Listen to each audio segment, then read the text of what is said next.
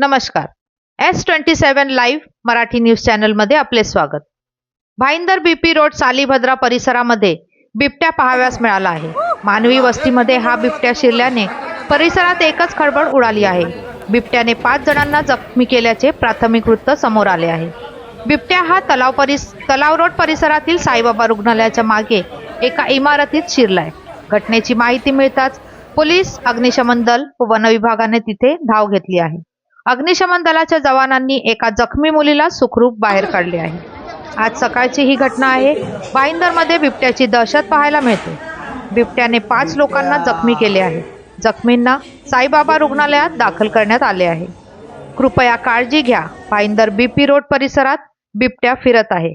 सुरक्षित राहा आणि शक्य असल्यास त्या परिसरापासून दूर राहा, असे आवाहन करण्यात आले आहे.